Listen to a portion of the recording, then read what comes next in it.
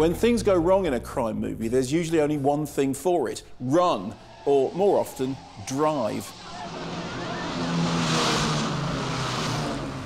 The Getaway has been a staple of the crime movie since its inception, mutating into the car chase, which has become one of cinema's favourite set pieces.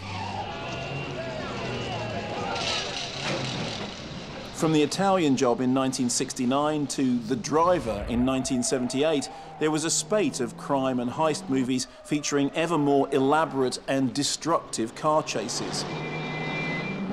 And in the space of less than a decade, you see a big evolution in how they were filmed. Look at this famous sequence from The Italian Job. Bright colours, carefully framed shots covering highly choreographed action. It's a delight to watch, but you never feel any real sense of danger. But just 2 years later, crime thriller The French Connection really put the audience in the driver's seat. Director William Friedkin was charged by his producer Phil D'Antoni to stage a chase that would top previous genre classics.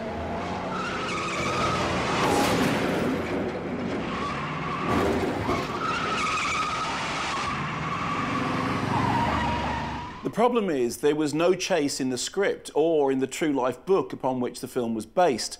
So one afternoon, Friedkin and D'Antoni decided to take a walk and see what happened. And as they walked, they saw the trains going by overhead on the elevated railway line.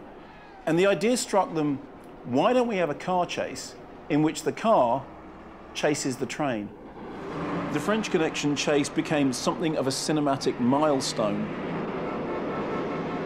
One of the reasons it's so convincing is that these streets are crowded and filled with people, pedestrians, other drivers, all of whom get in the way of Popeye Doyle's speeding vehicle.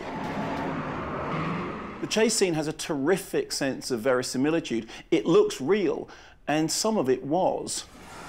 Director Friedkin challenged stunt driver Bill Hickman to really show me something, a challenge Hickman met by speeding through 10 blocks, running red lights, dodging cars, and actually creasing a city bus in the process. In another famous sequence, a car pulled out in front of Popeye Doyle's vehicle, causing a real-life collision captured on film and worked into the narrative.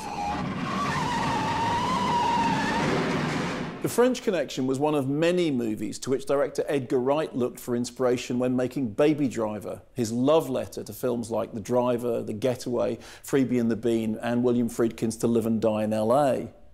But conventions are there to be twisted and broken, and Wright decided to do something different with Baby Driver, to make a car chase thriller disguised as a musical.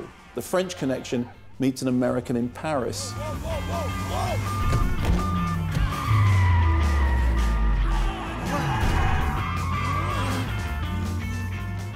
The chases in Baby Driver feel both dangerous and stylish. The movie is a masterclass in film editing. Wright and his editors Paul Matchless and Jonathan Amos bring a physicality and rhythmically musical joy to the proceedings.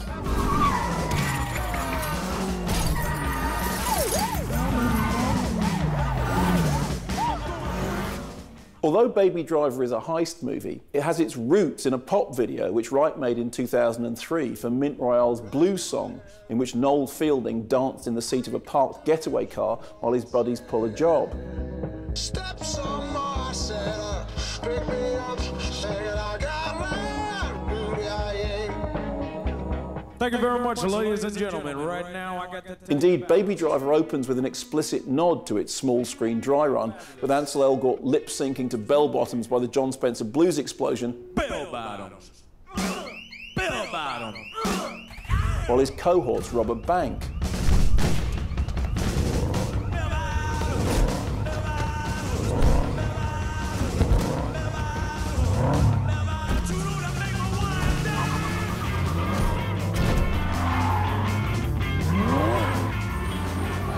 Later, he halts a job until he's correctly queued up the frantic bass riff opening of the Damned's Neat, Neat, Neat.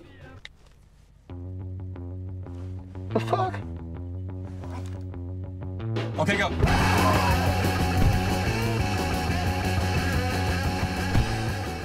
Look at the way these scenes are cut to the beat and themes of the songs.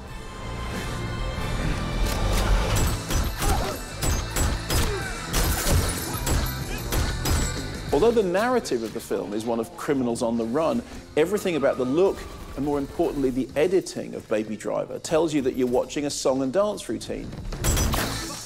No wonder Baby dances his way through the opening credits, more in the manner of Gene Kelly than Gene Hackman.